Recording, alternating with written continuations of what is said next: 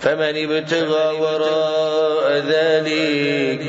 نو چاچی طلب کو سوا د دینا ویل ټول بل لاره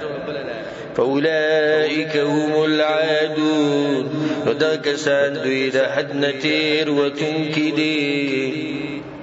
درې ملار چې لټي بدی کې هغه الکان او جنکیم داخلي چې کوم بخپل لاس باندې خپل شهوت پوره کوي ولید بالله او په دې مرز کې ډیر خلک اختری الا من رحمه ربي او دم مهرباني د موبایل او د انټرنیټ او د دې شنو مهرباني ده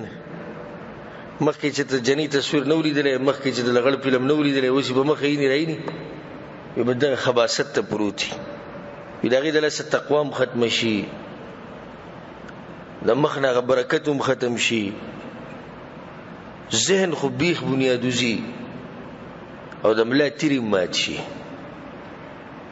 ملا تیری د مات شي چې بچی به نه کیږي د خزیره ساتلو نه خزه به د خاوند شاوت پوره کولو نه ټولې جاخیو ته جوړ شي دې قسمه کارونه ځان لري ساتل پکار دي بلکې د خپل کشرانو د خصفه خبره کول پکاري خصفه یره کشران دي خبيبه ته وای چې کوم ورځ د جون بالکل تبا شو به ته بیان کیه خبره کنه اوس بیانول وته خدي تاسو یې د حیا خبره د پټه به وساتونو په کوم ورځ چې د ملا تیر مات شي به ته وای چې تا دا کار غلط کړو دي څه بنو کول پکار د وس نو ته بیانول پکار دي خصفه الفاظو کې زره در کعبه برب قسم خرم د الله په کور کې ناسم ګره والله لازم چې زمنګ د ځوانانو بیخ بنیاد وته به کار سره ګره خو مضبوط قسم به خورم کغه لکان دی او کغه جنہ کوي دي او دا نه چې صرف کغه بی دین راګر شي چې کوم بګزان د دیندار وي دوی کې به کوم دي ششتي چې راګر دي په دې مرز کې اجر کو ته سورم ته کته فحاشی ته کته ولید بالله نتیجه دغه شرم نتیجه دغه ذلت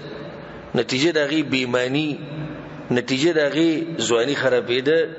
نتیجه دغه خزاني شي ساتلې نتیجه دغه دنیا او آخرت تبا نو څه فائدہ شو نن سبا خبرې وکړو نن سبا اکثر د نیو لکان چې ودونه کوي کورونه نه برابرۍ نو د کورونو د نه برابرۍ دوه ډېری وجې چې ما ته موضوع نه ده خو پای کې اوسو وجې د ذکر کوم یو وجه کور په دینه برابرۍ کې ځکه چې دی الک ټول عمر له په انټرنیټ کې خپل جنکی کتري و چې دا کوم جنې غریب رااله نو ده دومره خپل نه ده څومره چې دا کتري بل دا چې کوم جنکی کتري دي دا غوي دغه کار دی په مخه میک اپ په مخه دمتوب ځان دې لپاره تیار ساتي لازم به فرق په هغه جنې کې او بدی کې